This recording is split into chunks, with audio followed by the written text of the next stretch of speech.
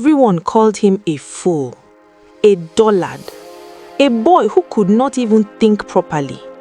But when 18 students and 2 teachers got lost in a deadly forest for 5 days, no food, no help, no way out, it was that same fool that became their only hope to survive.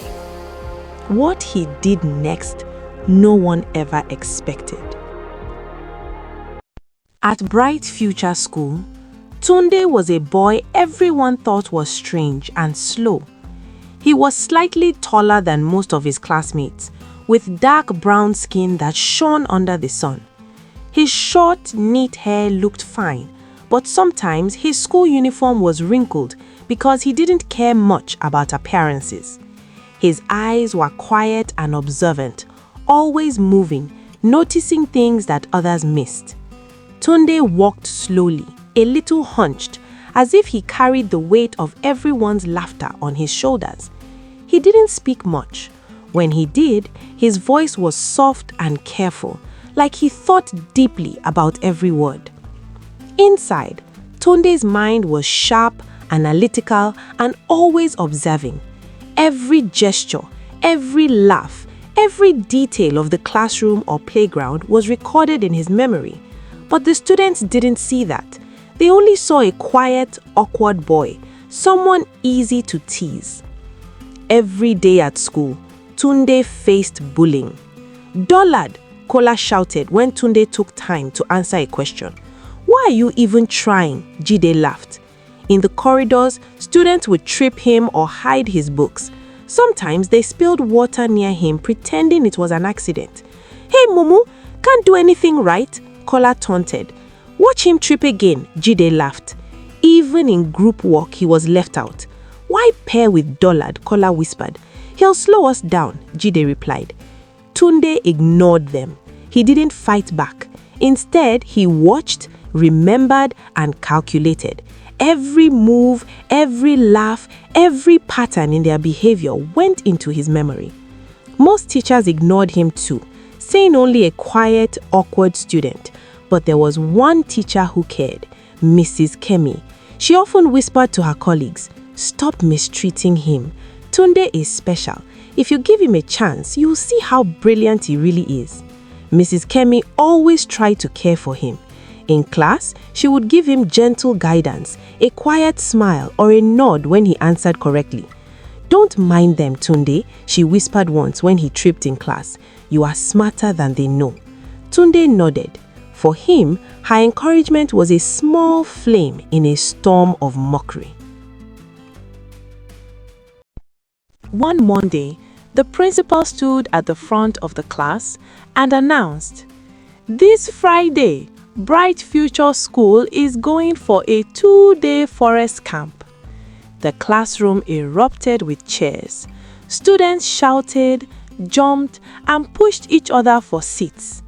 "Finally, a camp!" Kola shouted. "This is going to be fun," Jide added. "I hope Dullard doesn't slow us down," someone muttered. Tunde stayed quiet, watching the excitement. He noticed the way people moved, how the wind came through the windows, and how the sunlight changed the colors on the walls. He already imagined the forest, its paths, the trees, and the hidden dangers. Mrs. Kemi leaned close and whispered softly, "Pay attention, Tunde. You will need your brain for this camp." He nodded. Inside, he made a quiet promise, "I will, Ma." By Friday, the students were packed and noisy. 18 students, 2 teachers, Mrs. Kemi and Mr. Ade, went with them. The bus ride was loud, filled with laughter, shouting, and occasional fights over seats. Tunde sat quietly, observing. He noticed how the trees grew closer as they approached the forest, the small streams along the road, and the sounds of animals in the distance. Every detail was stored in his mind. Mrs. Kemi sat beside him, handing him a bottle of water. "Stay alert, Tunde. You will need every sense you have," she whispered. He accepted it and nodded. His eyes scanned the forest, absorbing every shadow, every sound, every movement. At the campsite, Mr. Aki, the campmaster, introduced himself. "My name is Mr. Aki. Welcome to Hidden Worth Camp, where you learn lots of things, discover lots of things while having fun." He gave instructions. "Stay in the marked zones. Do not go beyond the paths. Follow the rules, and you will enjoy your 2 days camping here." Some students groaned. "Rules?" Kola muttered. Their teachers, Mr. Ade and Mrs. Kemi, also warned them all again. "You all heard what the campmaster warned," Mr. Ade said. "Follow the camp rules. No misbehavior." Tunde silently memorized every tree, path, and sign of the forest. He noticed where animals had left tracks, which areas were soft, and which branches were loose. Every detail could be important later. Mrs. Kemi smiled quietly and whispered, "See, Tunde, you notice what others miss." The first day passed with games, nature lessons, and a campfire at night. Students roasted food, sang songs, and laughed. Tunde stayed alert, observing everything. That night, as the fire crackled and the stars shone above, Mrs. Kemi gave him a small plate of food. "Eat, Tunde, stay strong," she said softly. He ate quietly, his mind already thinking about possibilities. He stayed awake long after others slept, listening to every sound, the rustling leaves, snapping twigs, and distant owl calls. "If anything happens tomorrow, I need to remember everything," he thought quietly. The second day of camp started peacefully.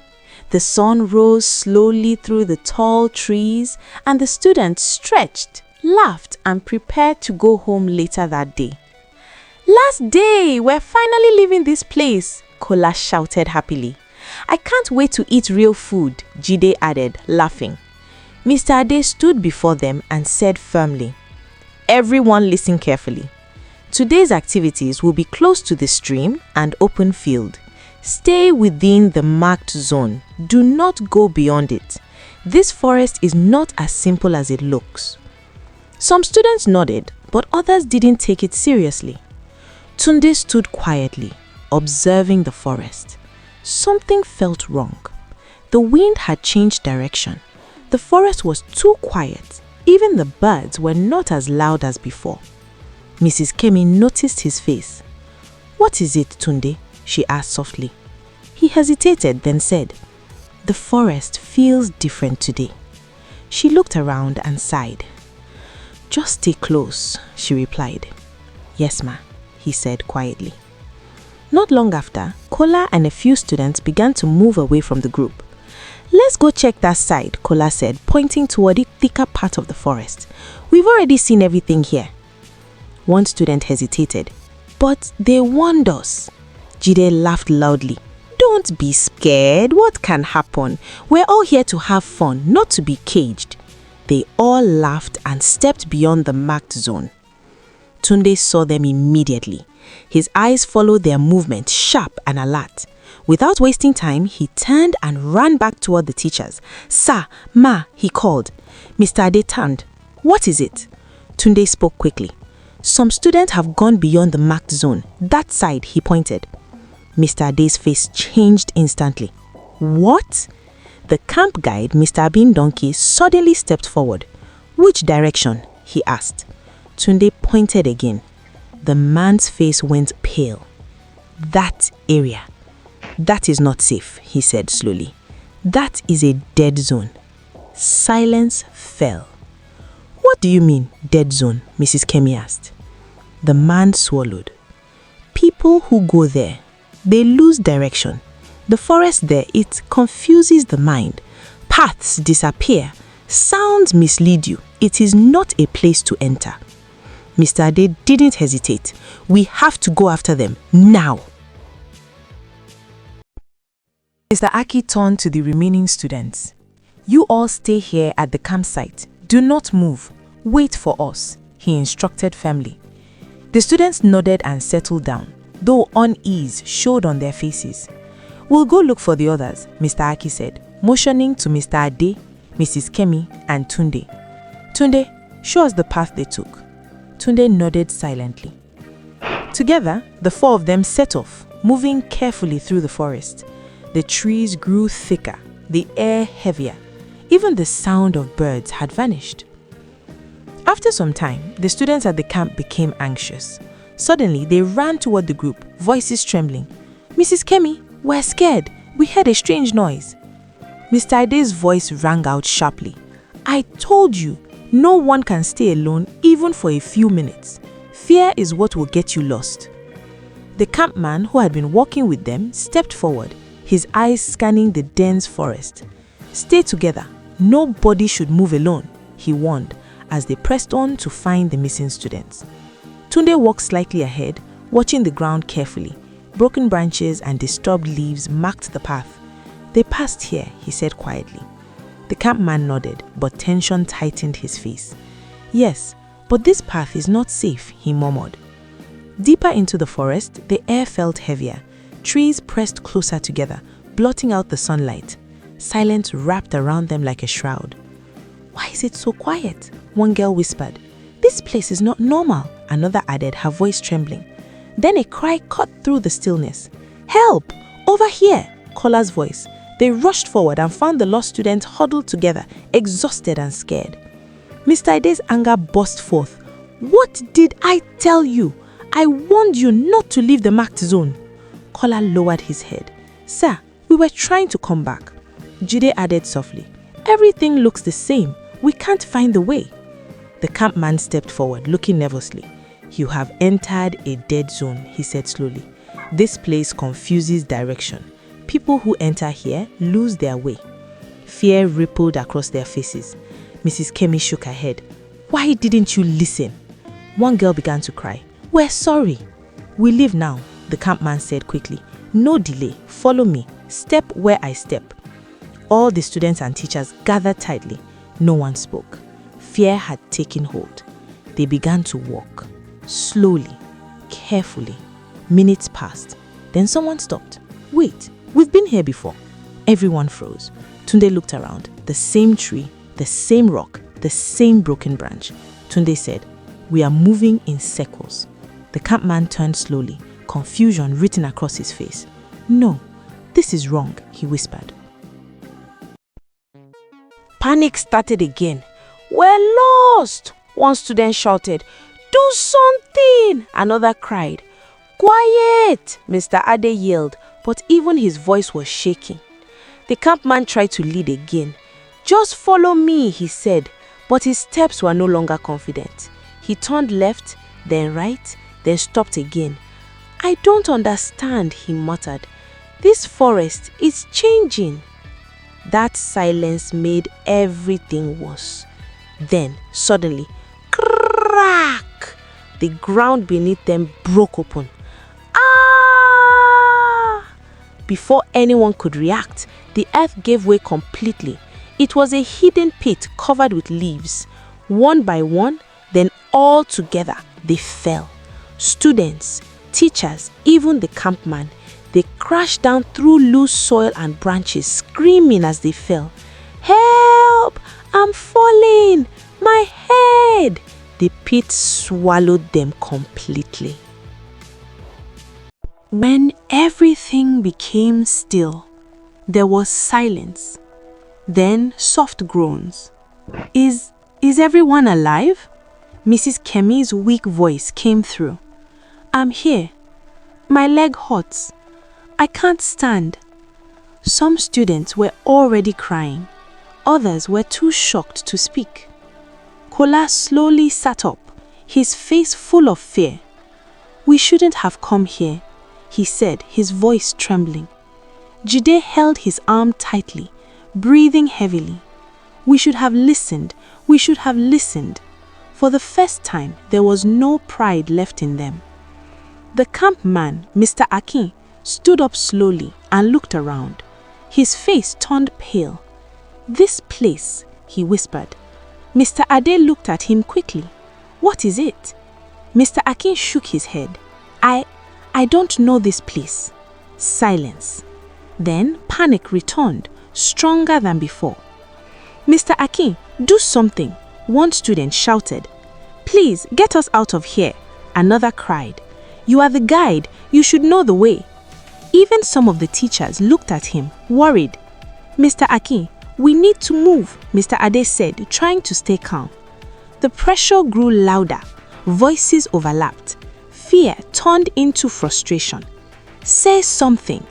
Don't just stand there. We are going to die here." Mr. Akin suddenly raised his voice. "Enough!" Everyone froze. "Don't pressure me," he said, breathing heavily. "You were all warned. I warned you about crossing into the dead zone." His voice was filled with anger and fear. "But you didn't listen. Now look at where we are." Silence fell again, heavy, painful. Mrs. Kemi looked around and said softly, "First, we need to help the injured." Mr. Akin took a deep breath and nodded. He quickly broke a strong stick from a nearby tree. "Hold him steady," he instructed. He tore pieces from some students' clothes carefully and used them as bandages. "This will hold the bone," he said, tying it firmly around a boy's broken leg. The boy cried out in pain. "Stay still," Mr. Akin warned. He moved to another student, using another stick to support a weak arm. "We have to stop the movement," he said. "If we don't, it will get worse." Some students winced as makeshift bandages were tied. Others held their friends, trying to comfort them. But the tension in the group was rising again. "This is all your fault," one student suddenly shouted, pointing at Kola. "Yes, we told you not to go," another added angrily. "You wanted to be stubborn." Jive shook his head weakly. "We didn't know it would be like this." "And you," someone pointed at another boy. "You followed them." Voices grew louder, anger mixed with fear. "Tunde even warned you," one girl shouted, "but you called him Dullard." All eyes turned briefly to Tunde. Kola lowered his head completely, unable to speak. Jide looked away in shame. Mr. Ade stepped in quickly. "Enough! Blaming each other will not solve anything." The voices slowly died down, but the tension remained. After helping each other up, supporting the injured, they began to move again. No one argued this time. No one disobeyed. They just followed, afraid on every step. The forest looked different now, stranger. The air felt damp, the ground softer. They walked for a long time. Then they heard it. Water. "Do you hear that?" one student whispered. "Yes, water." They moved toward the sound carefully. The trees began to clear, and then they saw it. Water everywhere. They were no longer just in a forest. They had reached a hidden place, like an island surrounded by water deep inside the forest. "How is this possible?" Mrs. Kemi whispered. No one answered. Tunde stepped forward slowly, his eyes scanning everything carefully. They were no longer just lost. They were somewhere no one understood. They were no longer just in a forest. They had reached a hidden place, like an island surrounded by water deep inside the forest. "How is this possible?" Mrs. Kemi whispered. No one answered. The air felt different, heavy, still, like the place was alive. Tunde stepped forward slowly, his eyes scanning everything carefully. The trees looked unfamiliar, the ground felt softer. Even the sound of the water didn't feel normal. Then suddenly, a strange sound echoed across the water. Low, deep, not like any animal they had heard before. Everyone froze. "What was that?" one student whispered, his voice shaking. No one moved. No one spoke. The sound came again, closer this time. A ripple formed on the water, then another. Kola grabbed Jude's arm tightly. "We are not alone here," he said, his voice trembling. Jude nodded slowly, fear written all over his face. Even Mr. Akin stepped back, his breathing heavy. "This place," he whispered. "People don't come here." Mrs. Kemi looked at him quickly. "What do you mean?" He swallowed hard. "They don't come here and return." Silence. Fear spread through every single one of them. Tunde didn't panic. He stepped forward again, his face calm, his eyes sharp. For the first time, he wasn't the quiet boy anymore. He was thinking, calculating, watching. "This place is not random," he said slowly. "There is a pattern." They all turned to him, hope mixed with fear. "What do you mean?" Mr. Ade asked. Tunde looked at the water, then the trees, then the sky. "If we understand it," he said quietly, "we can survive it." The strange sound echoed again, louder, closer. The water moved. Something was coming. Everyone stepped back in fear. Tunde didn't move. He just stared, watching. Because now, the boy they called a Dullard was the only one who could save them.